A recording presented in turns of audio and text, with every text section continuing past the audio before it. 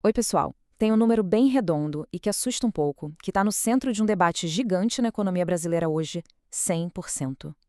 Vamos juntos entender o que esse número realmente significa. É isso mesmo, 100%. Essa possibilidade de a dívida pública do Brasil chegar ao mesmo tamanho de toda a nossa economia, ou seja, 100% do produto interno bruto, chamou a atenção de todo mundo. Mas afinal, o que isso quer dizer na prática? E é aqui que a história começa a ficar interessante. Olha só, de um lado a gente tem o FMI, o Fundo Monetário Internacional, projetando que o Brasil vai atingir essa marca lá por 2027. Só que do outro lado, o governo brasileiro diz que o número é menor e defende uma metodologia de cálculo diferente. Então, quem está certo?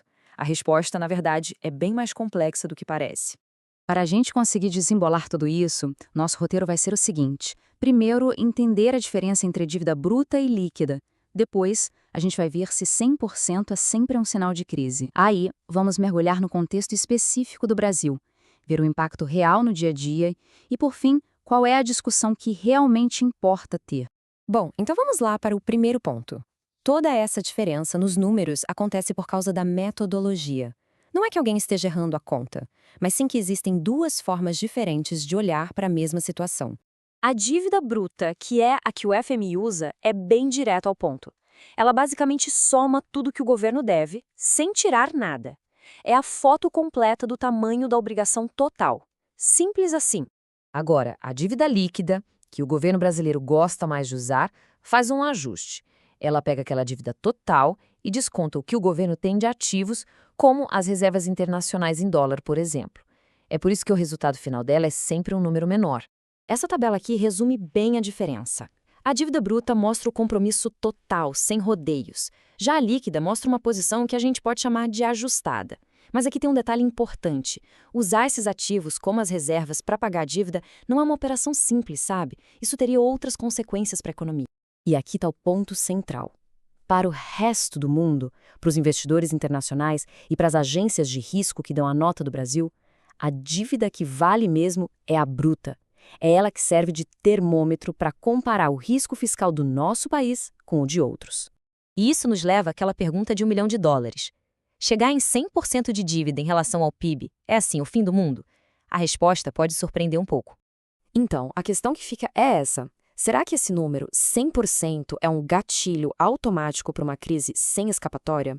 A resposta mais curta é: não necessariamente. O Japão, por exemplo, tem uma dívida bem maior que o PIB e a economia funciona. O que isso mostra? Que o número sozinho não conta a história toda. O que realmente importa é o contexto por trás dele.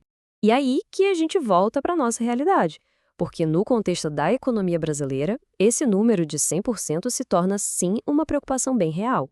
A capacidade de um país aguentar uma dívida alta depende basicamente de três coisas: a força do crescimento da economia, o nível dos juros que se paga nessa dívida e, claro, a credibilidade da gestão fiscal. E essa combinação de fatores aqui é que complica para o Brasil. O nosso crescimento tem sido modesto, os juros que a gente paga são historicamente altos e boa parte do nosso orçamento já tem destino certo, são despesas obrigatórias. Tudo isso junto faz o peso da dívida ficar muito maior. Esse gráfico deixa isso bem claro. Enquanto países desenvolvidos pegam o dinheiro emprestado pagando juros baixíssimos, o Brasil paga um custo muito alto para rolar a dívida. Isso significa que uma fatia enorme do orçamento vai só para pagar juros, em vez de ir para outras áreas mais importantes. Ok, mas como é que tudo isso sai do economês, das planilhas do governo e afeta a vida de todo mundo? Essa é a conexão que a gente precisa fazer agora. O primeiro efeito é direto no bolso. Se o governo é visto como mais arriscado, os juros sobem para todo mundo. Isso deixa o crédito mais caro para comprar uma casa, um carro ou para uma empresa pegar dinheiro para investir. Tudo fica mais difícil. O segundo impacto é no próprio governo. Quanto mais dinheiro ele precisa usar para pagar juros da dívida, menos sobra para investir em serviços essenciais como saúde, educação e infraestrutura. É uma conta que não fecha. Juntando essas duas coisas, a gente chega ao terceiro efeito. A economia como um todo cresce mais devagar. Com menos investimento do governo e com crédito mais caro para as empresas, o potencial do país de crescer fica limitado. E por último, um país muito endividado fica mais vulnerável. Quando acontece uma crise lá fora, a tendência é o dinheiro fugir de lugares mais arriscados. Isso pode desvalorizar a nossa moeda e, no fim da linha, gerar mais inflação por aqui. Com tudo isso na mesa, fica claro que a discussão não pode ser só sobre um número isolado. A gente precisa mudar um pouco o foco do debate e começar a fazer as perguntas que realmente importam para o futuro da nossa economia. As perguntas certas talvez sejam essas. Essa trajetória de crescimento da dívida se sustenta no longo prazo? A economia está crescendo no ritmo que consiga dar conta desse endividamento? E o dinheiro público, ele está sendo gasto da melhor forma possível? No fim das contas, essa frase resume tudo. O número de 100% é um alerta, um sintoma importante. Mas o que realmente importa é a trajetória, a direção. É essa direção que vai definir o custo do crédito, as oportunidades de emprego e a capacidade do país de construir um futuro melhor. Por isso, a pergunta que fica não é se a gente vai chegar aos 100%, mas sim que escolhas nós vamos fazer para mudar o rumo dessa história.